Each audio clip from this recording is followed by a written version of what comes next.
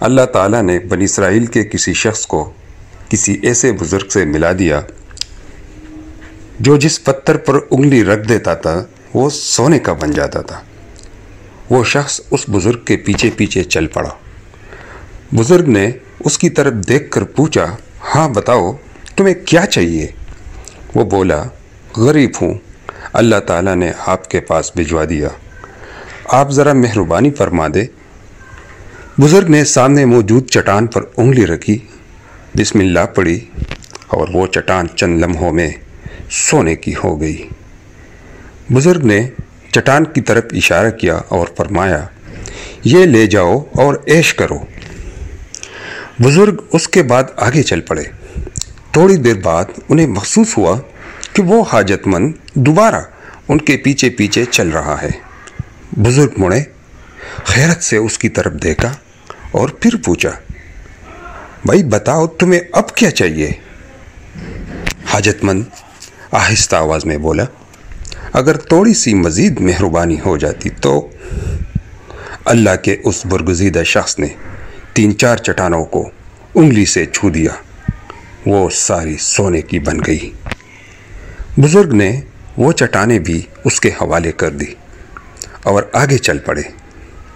وہ ابھی زیادہ دور نہیں گئے تھے کہ انہیں وہ حاجت مند ایک بار پھر اپنی طرف آتا ہوا محسوس ہوا۔ وہ رکے، حیرت سے اس کی طرف دیکھا اور پھر پوچھا، تمہیں اب کیا چاہیے؟ وہ شخص تھوڑا سا جھجکا اور بولا، حضور کیا مجھے آپ کی یہ انگلی مل سکتی ہے؟ ہم انسان جب لالچ کا شکار ہوتے ہیں تو ہم سونے چاندی کی چٹانیں پا کر بھی انگلی کی طرف حسرت سے دیکھتے رہتے ہیں۔ ہم مطمئن نہیں ہوتے۔ آپ اپنے دائیں بائیں دیکھیں، آپ کسی روز آئینے میں خود بھی دیکھ لیں، آپ کو اپنے اندر بھی ایک ایسا ہی شخص چھپا ہوا ملے گا، اور آپ کو دائیں بائیں بھی یہی لوگ دکھائی دیں گے۔ ہم انسان اللہ کی دلچسپ مخلوق ہے۔ ہم جب لالچ کے بل میں داخل ہوتے ہیں تو ہم میں اور چیونٹیوں میں کوئی فرق نہیں رہتا۔ ہم پوری زندگی اپنے سائز سے بڑی چٹانیں کھینچتے رہتے ہیں اور کسی روز لالچ کی کسی چٹان کے نیچے دب کر مر جاتے ہیں۔ میں لاہور کے ایک خاندان کو جانتا ہوں۔ والد نے بے انتہا محنت کی، کروڑوں روپے کمائے اور انتقال ہو گیا۔ لواحقین میں ورثہ تقسیم ہو گیا۔ ایک بیٹے نے پہلے بہنوں اور والدہ کے حصے پر قبضہ کیا اور پھر بھائیوں کے مال پر ہاتھ مارنے لگا۔ لڑائی ہوئی اور اس نے اپنے بھائی کو قتل کر دیا۔ پولیس کیس بنا، قتل ثابت ہو گیا اور وہ پھانسی لگ گیا۔ جائیداد کا بڑا حصہ مقدمے بازیوں میں ضائع ہو گیا۔ سارا خاندان رل گیا۔ وہ جائیداد آج بھی اللہ کی زمین پر عبرت کی نشانی بن کر پڑی ہے۔ میرے پاس اسلام آباد کے ایک ارب پتی تاجر آئے۔ پوری زندگی مال جمع کرنے میں صرف کر دی تھی، دن دیکھا نہ رات۔ صبح فیکٹری جاتے تھے اور آدھی رات کو واپس آتے تھے۔ بچے کب پیدا ہوئے، کب بڑے ہوئے اور کب کالج اور یونیورسٹیوں سے نکلے وہ نہیں جانتے تھے۔ بچوں کی شادیاں بھی بزنس پارٹنرشپ کی طرح کی۔ آخر میں جب سونے کی چٹانیں گنتے گنتے تک گئے تو سر اٹھا کر دیکھا، پتہ چلا یہ پوری دنیا میں اکیلے ہیں۔ اولاد ہے لیکن یہ سر سے پاؤں تک اجنبی ہیں۔ 7.5 ارب کی اس دنیا میں کوئی بھی شخص ایسا نہیں جسے یہ دوست کہہ سکیں۔ بیوی کو بھی دور ہوئے برسوں ہو چکے ہیں اور ان کی صحت بھی ان سے مکمل طور پر بچھڑ چکی تھی۔ وہ گھبرا کر میرے پاس آ گئے، مگر وہ دولت کی چٹان کو دھکیلتے دھکیلتے اتنے دور آ چکے تھے کہ اب قافلے سے ملاقات ناممکن تھی۔ میں نے ان سے عرض کیا، آپ کے پاس اب خیرات، فلاح، انسانیت اور خدمت کے سوا کوئی آپشن نہیں بچا۔ آپ اپنی آدھی دولت اللہ کی راہ میں خرچ کر دیں، آپ کو سکون مل جائے گا، ورنہ دوسری صورت میں یہ سفر رہے گا خاک چاننے کے سوا کچھ ثابت نہیں ہوگا۔ وہ واپس آ گئے۔ فلاح و بہبود کے کام شروع کرنے کی کوشش تو کی لیکن بری طرح ناکام ہو گئے۔ क्यों? क्योंकि उन्होंने 40 वर्ष की प्रोफेशनल लाइफ में पैसा कमाने के सिवा कुछ नहीं सीखा था। चुनांचे जब पैसा हाथ से निकलता था तो उनके दिल पर ज़रब पड़ती थी। नतीजा यह निकला, हार्ट अटैक हुआ और वो दफ्तर में अपनी कुर्सी पर बैठे बैठे इंतकाल कर गए। औलाद ने लाश सरखाने में रख दी और जायदाद के लिए लड़ना शुरू कर दिया। ये लाश बादज़ा अजीज़ रिश्तेदारों ने दफन की। औलाद जनाजे में भी शरीक नहीं हुई। विरासत की लड़ाइयाँ 3 बरसों से जारी है। वो सारी ज़िंदगी जो तिनके अपने जो पते जमा करते रहे थे वो आजकल गलियों में उड़ते और बिखरते नज़र आ रहे हैं। मेरे पास चंद दिन कबल एक दोस्त तशरीफ़ लाए। वो बहुत दुखी थे। मैंने वजह पूछी। वो बोले, मैंने एक कमर्शियल प्लाट का सौदा किया था। प्लाट की पावर ऑफ अटॉर्नी मालिक के दामाद के पास थी। वो साहब और उनकी बेगम जल्द से जल्द ट्रांसफ़र पर जोर दे रहे थे। मैंने जैसे तैसे रकम जमा की और प्लाट ट्रांसफ़र कराने के लिए LDA के दफ्तर चला गया। लेकिन ट्रांसफ़र के वक्त अदालत का ऑर्डर आ गया। पता चला प्लाट के असल मालिक पिछली रात इंतकाल कर गए हैं। इंतकाल के बाद पावर ऑफ अटॉर्नी गैर मुअस्सर हो गई और जायदाद विरासत में चली गई। प्लाट की ट्रांसफ़र रुक गई। मेरे दोस्त के बकौल मैं LDA में खड़ा था। प्लाट बेचने वाले मियाँ बीवी एक दूसरे से लड़ रहे थे। बीवी हावंद पर चढ़ दौड़ रही थी। उसका कहना था, मैं तुम्हें कितने दिनों से कह रही हूँ प्लाट ट्रांसफ़र कर दो।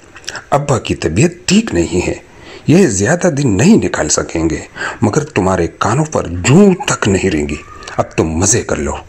खावंद मेरी तरफ देखकर परेशान हो रहा था और मैं सोच रहा था, ये कैसी बेटी है, इसका वालिद इंतकाल कर गया लेकिन ये प्लाट को रो रही है। मैंने कानों को हाथ लगाया और मैं वापस आ गया। मैंने आज फैसला किया, मैं अब मज़ीद कोई प्रॉपर्टी नहीं खरीदूँगा ताकि कल मेरे बच्चे भी मेरी लाश रख कर जायदाद के लिए एक दूसरे से दस्तगिरबान न हो। वो खामोश हो गए। मैं भी सुनकर दुखी हो गया। ये चंद वाक़यात हैं। आप भी अगर दाएं बाएं देखें तो आपको भी ऐसे सैकड़ों हज़ारों वाक़यात याद आएंगे। आपकी ज़िंदगी में भी ऐसे बेशुमार लोग होंगे जो पूरी ज़िंदगी चट्टानों को सोना बनाने वाली उंगलियां तलाश करते रहे, जो सोना और चांदी इकट्ठा करते रहे और आखिर में औलाद के हाथों जलील होकर मर गए। उनकी सारी ज़िंदगी खाक चाटने में ज़ाया हो गई। आप याद रखें, दौलत ज़िंदगी के लिए होती है, ज़िंदगी दौलत के लिए नहीं। हम अगर अपनी कमाई को एंजॉय नहीं कर सकते, हम अगर दौलत जमा करते करते शाम के वक्त भी घर नहीं आ पाते, अपने बच्चों के साथ दौड़ भाग नहीं सकते, कहे नहीं लगा सकते, हमारे पास अगर किताबें पढ़ने, फिल्में देखने, म्यूज़िक सुनने, बच्चों को शॉपिंग कराने, बीवी के साथ खाना खाने, दोस्तों के दुख दर्द सुनने, वॉक करने, पहाड़ों पर घने जंगलों में कोयल की कोक सुनने, अजनबी सरजमीनों पर अल्लाह के मोजज़े देखने, अपने बच्चों और अपने बच्चों के बच्चों को अपनी कमर पर सवार करके घोड़ा घोड़ा खेलने, बारबेक्यू बनाने और सर्दियों की दोपहरों में धूप में बैठने और गर्मियों की रातों में खुले आसमान तले लेटकर तारे गिनने का वक्त नहीं, तो फिर ये ज़िंदगी हमारे लिए नेमत, हमारे लिए इनाम नहीं है।